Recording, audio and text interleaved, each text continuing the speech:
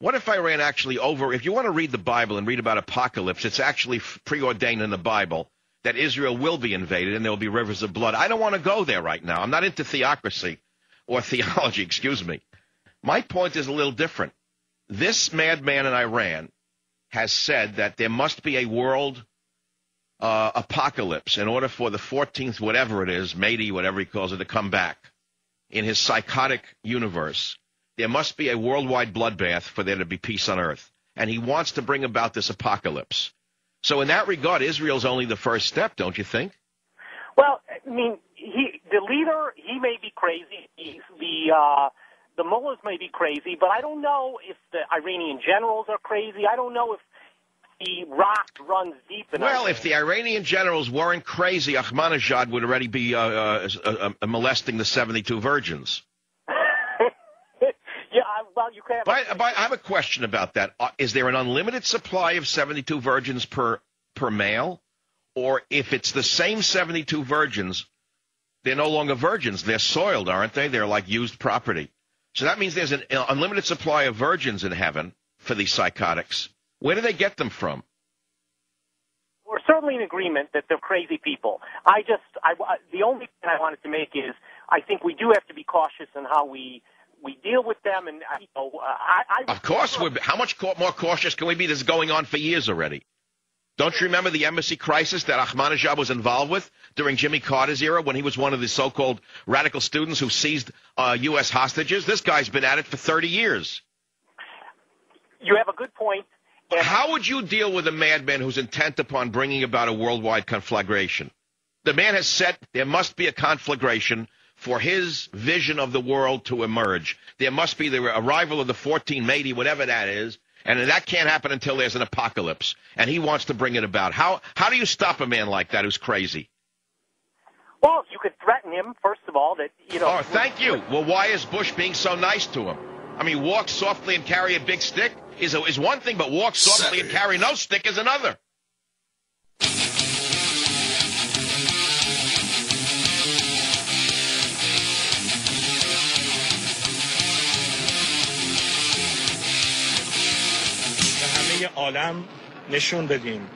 We want to tell the world that those who conduct their foreign policy by using the language of threats against Iran have to know that our finger is always on the trigger, and we have hundreds, even thousands of missiles ready to be fired against predetermined targets. We will chase the enemies on the ground and in the sky, and we are able to react strongly to enemy threats in the shortest possible time. Mm-hmm. Well, as I say, this is fodder for the far-left Democrats who would rather swish than fight any theocracy, even though they oppose theocracies. They say the left, after all, has broken off the cross from every war memorial in America. The left vermin in America have taken down the Ten Commandments in any courtroom in the country. But somehow they seem to be rather sympathetic to the Islamic theocracy of Iran, even though Iran, I mean, they're very sensitive to the needs of gay people in America and totally insensitive to the fact that in the Iranian theocracy, gays are executed. Now, how do you explain the schizophrenia of the American left? Believe me, I don't have the time for it. We can argue about this after we have the time, once we have the time to argue about it. We don't have the time anymore. But look, let me put it to you this way. The problem is not us. The problem is the leadership, and that is the leadership in the entire West is a compromised leadership. It's an MBA kind of leadership. It's a corporate mentality. It doesn't mean that every man in a corporation is an evil weakling, not by any means. But a corporation functions in a phenomenal manner. And I know something about what I'm talking about. For many years, I was a corporate consultant for very large companies. And I understand business to a certain extent. I'm involved in business, which I'd rather not talk about, where I understand how things work. But in large corporations, the rule is no controversy whatsoever. Now, as you well know, you cannot live in a world without controversy. Living itself is controversial. Getting up in the morning is a controversial act. Deciding not to commit suicide is a controversial decision. Deciding to kill yourself is a controversial decision. I'm being rather extreme here. Life itself is controversial. And for corporations to desire a zero tolerance policy on controversy leads us to the kind of garbage ads that you see, the kind of ads that don't sell anything because people don't listen to them. It leads to the kind of tepid newspapers we have, which are collapsing underneath the boards because nobody wants to read that kind of newspaper. It leads to the kind of media that we have in this country, which is afraid of controversy. Do you understand what I'm saying to you? So the politics of our government and the governments of the West in general are of the same mentality. No controversy. Say nothing to antagonize anybody. You cannot run a country. You can't run a life that way, and you can't run a country that way. You can't raise children that way. Let's make it very basic. You have to have an opinion with a child. You have to be opinionated with a child. Don't put more salt on your food. It's bad for you. Stop eating those hot dogs. It'll make you sick. Okay, stop drinking the Kool-Aid. It's bad for you. That's judgmentalism, isn't it? But the 60s have brainwashed millions of Americans, tens of millions of Americans, into thinking that you should not be judgmental. That's the moniker. That's the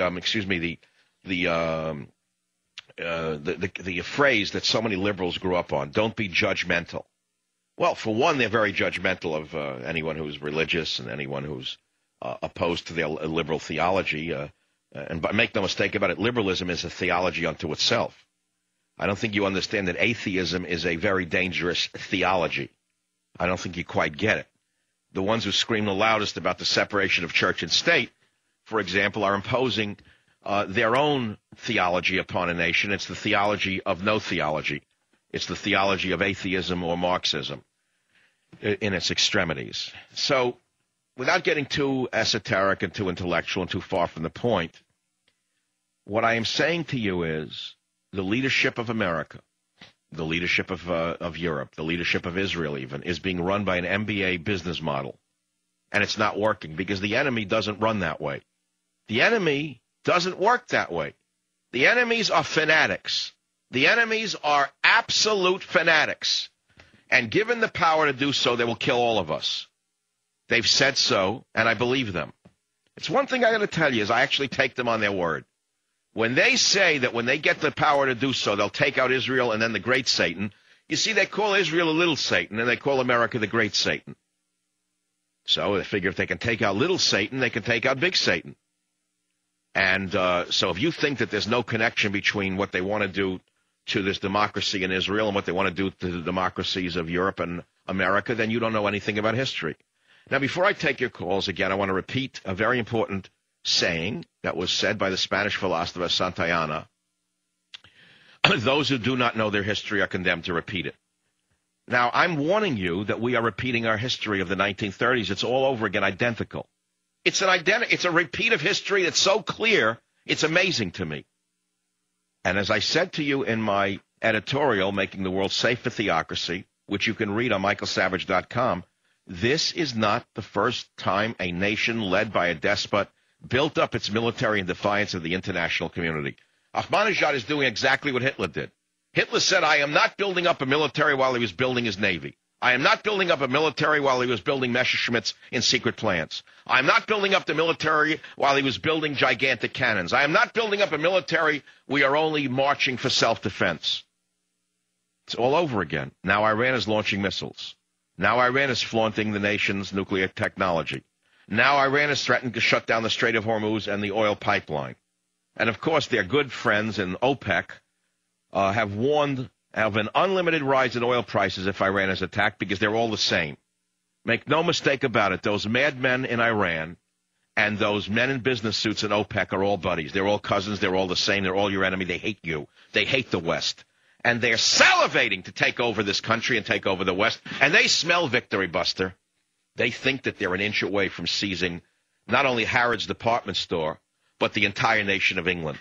They smell victory. They see weakness. They see depravity. And they feel that the West is about to fall. They feel like Samson shaking the pillars of that Colosseum in Beersheba. When he shook the pillars, though he was blinded, he felt that he could bring down the Colosseum around the Romans. Make no mistake about it, our dear friends of the Middle East see themselves as little Samsons about to shake the pillars of the West and bring it all crumbling down. The fact of the matter is, unless they're stopped soon, they will bring it all down, girl. And once the dust settles, I don't have to tell you what's going to go on in this country. And so therefore it comes back to the same conclusion that I drew earlier. You know what that is? You know what that is? That is, you have to kill them before they kill us.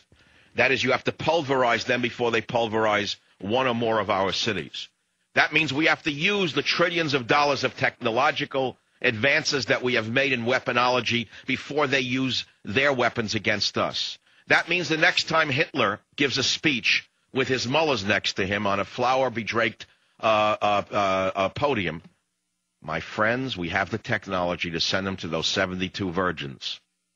And now I will take your calls on this very important topic. I don't think there's a more important topic.